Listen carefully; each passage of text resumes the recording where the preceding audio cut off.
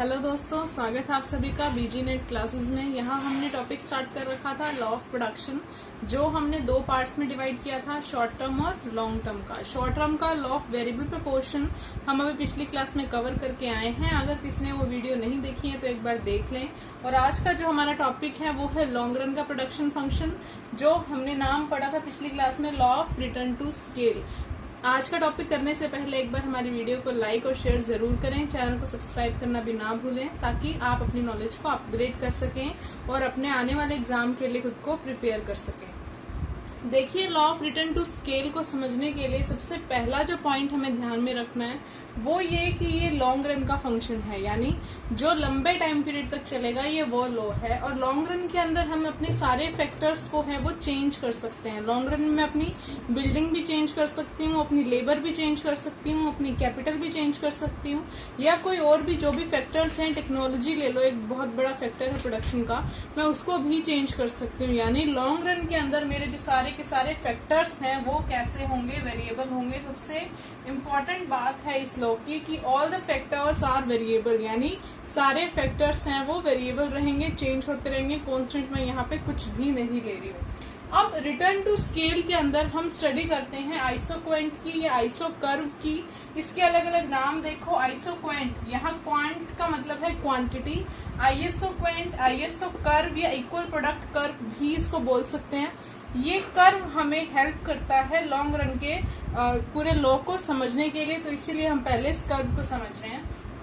ये अलग अलग कॉम्बिनेशन बताता है, combination of to inputs giving the same output, यानी दो इनपुट्स को आप अलग अलग तरीके से अलग अलग क्वांटिटी में किस तरीके से मिक्स करोगे जिससे आपका जो आउटपुट है वो सेम रहेगा, वो हमें पता लगता है आइसोक्वेंट से या आईएसओ कर्व से। अब हमने एक टॉपिक आपको याद होगा, पहले पिछली क्लासेस में हमने किया था इंडिफरेंस कर्व। इसका और इंडिफरेंस कर्व का काफी सिमिलर सा कंसेप्ट है, सिर्फ इतना फर्क है कि इंडिफरेंस कर्व है वो हम एक कंज्यूमर के पॉइंट ऑफ व्यू से करते हैं, यानी कंज्यूमर अपनी यूटिलिटी को मैक्सिमम करता है। और आईएसओ कर्व हम एक प्रोड्यूसर के पॉइंट ऑफ व्यू से करते हैं। प्रोड्यूसर क्या करेगा, अपना आउटपुट जो है वो मैक्सिमम करेगा, और आउटपुट मैक्सिमम करने के लिए वो दो इनपुट की अलग अलग कॉम्बिनेशन ट्राई करता रहेगा, कौन से कॉम्बिनेशन से उसको कितना सेटिस्फेक्शन मिल रहा है, कितना प्रोडक्शन मिल रहा है, तो वो हम स्टडी कर रहे हैं। और साथ में आप देखो आईएसओ शेड्यूल, शेड्यूल का मतलब था टेबल। मैंने इसमें क्या किया है, दो इनपुट फैक्टर्स लिए हैं, एक लिया है कैपिटल और दूसरा लिया है लेबर। अलग अलग कॉम्बिनेशंस बनाए हैं। कॉम्बिनेशन नंबर 1 में देखो, मैंने कैपिटल की 15 यूनिट्स ली हैं, तो लेबर की वहां मैंने एक ही यूनिट ली है। बी के अंदर मैंने कैपिटल की 10 यूनिट कर दी, यानी 15 से मैं 10 पे आ गई, यानी मैंने कुछ यूनिट्स जो है वो डाउन कर दिया, सेक्रीफाइस कर दिया।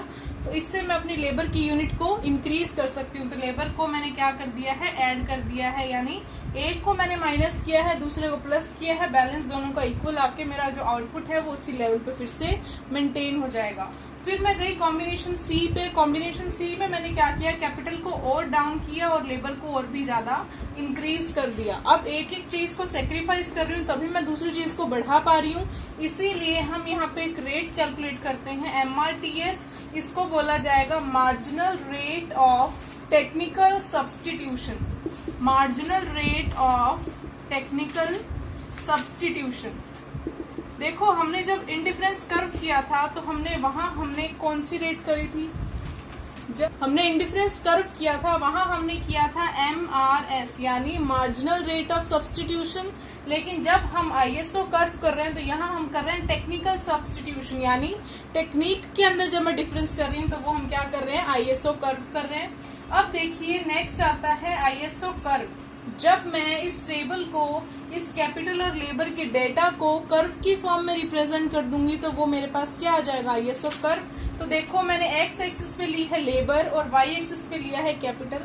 डिफरेंस मैंने इंटरवल लेबर का लिया है 1 2 3 4 और कैपिटल का लिया है 5 10 15 और 20। मैं इसी का डेटा देखो बनाऊं तो 15 कैपिटल के ऊपर लेबर थी मेरी 1, 10 कैपिटल पे लेबर है मेरी 2, 6 पे मेरी लेबर है 3 और 3 पे मेरी लेबर है 4। ये मेरा इस तरीके से मैंने इन पॉइंट्स को ज्वाइंट किया। तो जब मैं इनके स्टॉप कॉर्नर को ज्वाइंट कर दूंगी तो ये मुझे क्या मिल जाएगा, मेरा आइसोक्वेंट कर्व या आइसो प्रोडक्ट कर्व। अब देखो इसकी शेप इंडिफरेंस कर्व जैसी ही है, तो इसीलिए इसकी स्लोप क्या होगी, सबसे पहले इसकी नेगेटिव स्लोप, क्यों, क्योंकि मैं एक को सेक्रीफाइस कर रही हूँ। दूसरी लेफ्ट टू राइट और डाउनवर्ड स्लोपिंग, इसकी स्लोप कैसी होगी, negative slope, left to right, downward sloping होगी हमेशा। क्लियर है ये चीज। इसके बाद इसकी सारी प्रॉपर्टीज वही इंडिफरेंस कर्व वाली होगी। ये नेगेटिव स्लोप होती हैं, ये एक दूसरे को इंटरसेक्ट नहीं करेंगे, दो आइसो प्रोडक्ट कर्व दोनों एक्सिस को टच नहीं करेंगे कभी भी, दोनों और पैरेलल हो ये भी जरूरी नहीं है। अब इसके कुछ एक्सेप्शंस हैं।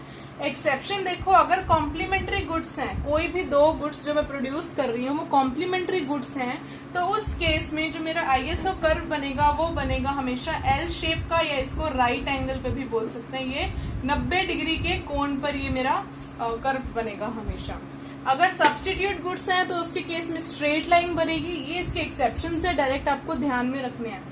सब्स्टिट्यूट देखो, S for substitute, S for straight. अब ये याद रखना, सब्स्टिट्यूट के केस में क्या बनेगा, स्ट्रेट, कॉम्प्लीमेंट्री के केस में बनेगा एल शेप। और ये किंक्ड कब बनेगा, किंक्ड यानी मुड़ा हुआ, जैसे इस तरीके का किंक्ड बनेगा कर्व। तो ये किंक्ड कब बनेगा, जब एक ही प्रोडक्ट को प्रोड्यूस करने के लिए मेरे पास अलग अलग टेक्निक्स अवेलेबल होगी।